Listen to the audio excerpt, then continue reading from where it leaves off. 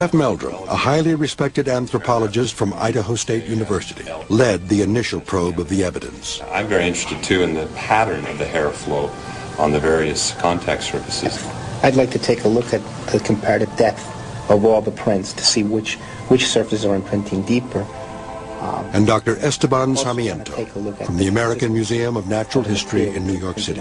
What's the material like? And finally, I'd like to collect hairs from the different areas. The surfaces that we believe belong to one might belong to more than one animal. By world-renowned primate anatomy expert Dr. Darius Swindler. An extra cast made of this area of the Achilles tendon. The heel impressions in the cast are the parts that intrigue Swindler the most. It is an area of primate anatomy that he understands with authority. Is a combination of two muscles, the gastrocnemius and the soleus. In humans, about a third of the way down the leg, they fuse together to form the tendon of Achilles that then continues on down and attaches to the back end of the heel, or the calcaneus. This is a well-pronounced, well-developed tendon of Achilles. If this is a heel, it's pretty large, a lot larger than a human. The animal must have been heavy enough that it was able to wipe out all of the other prints that were there before it. Dr. Sarmiento's forensic experience led him to come up with more questions than answers. We want to see if there's more than one animal responsible for the body print. And the hair yields in comparison to hairs from known animals. They're definitely not human hair. We're going to find out who committed the crime. Their combined expertise in primate behavior and anatomy will help in unraveling the mystery of the Skookum cast. This big area here has to be an animal impression of the body. And the question now we have is, what part of the body? Not all evidence of the Sasquatch's existence is made of plaster. You don't see him right Some of the there? most compelling evidence can be found in rare clips of film and video footage. Oh, there he goes. Jesus. One such video was recorded by Lori Pate in 1996 while on a fishing trip with her family and friends in northeast Washington. This video clip, known as the Memorial Day footage, shows a hair-covered upright figure running across a mountainside. Okay, where the, see where the bush is? And then there's a small pine tree? And then he was right behind that small pine tree, right? While not greatly detailed, it has certain compelling aspects to it, including the movement and the high speed at which the figure appears to move across the rugged terrain. He's all on video. The most famous piece of film footage was shot in 1967 by Roger Patterson and Bob Gimlin. They recorded the footage in a remote valley in Northern California. The footage shows what appears to be a female Sasquatch retreating back into the forest. Is it a hoax or the best film evidence ever recorded? In 1994, another video camera briefly captured a similar figure in the Blue Mountains of eastern Washington state.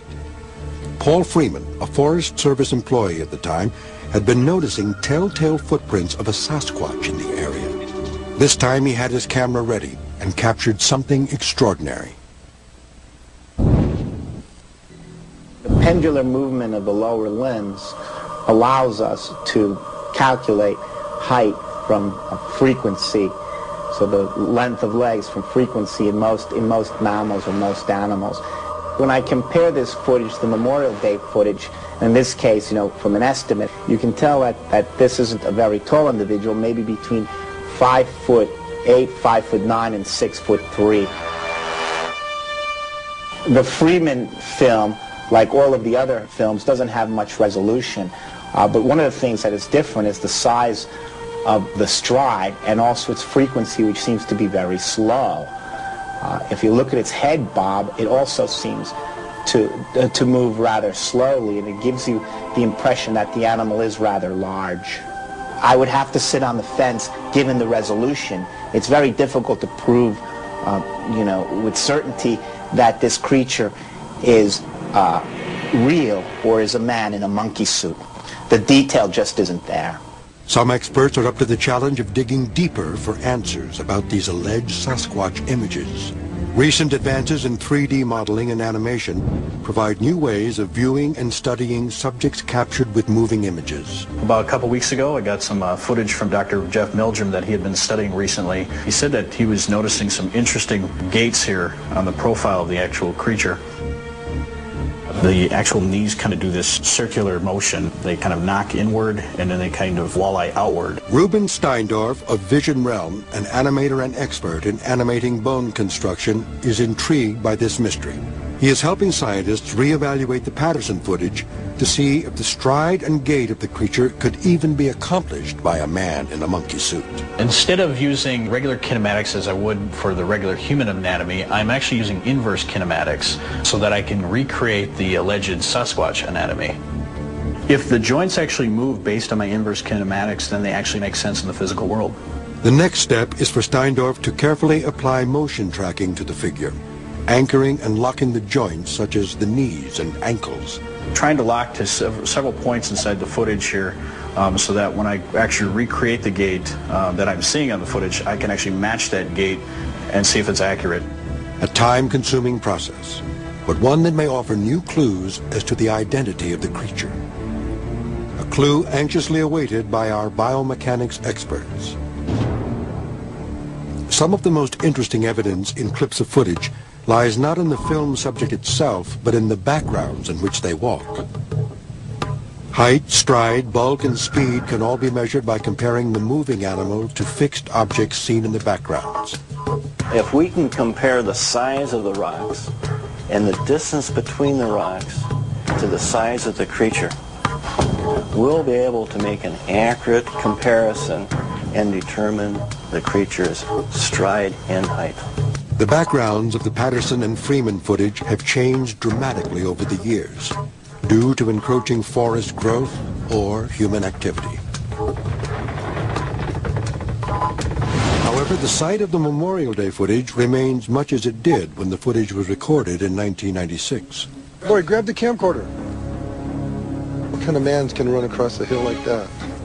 Our goal is to determine if the creature is in fact moving at a rate of speed too fast for a human.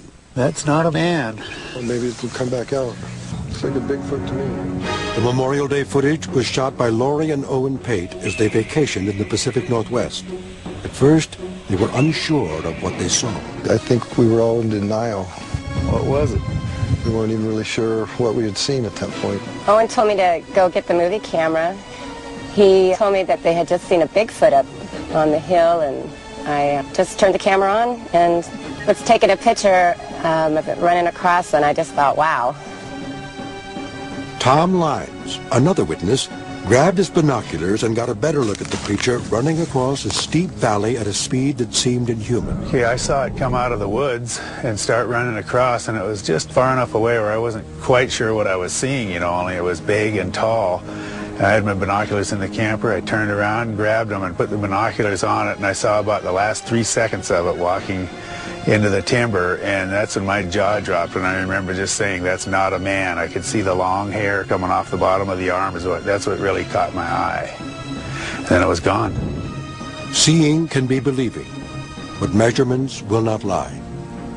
These measurements will allow an elite team of professional forensic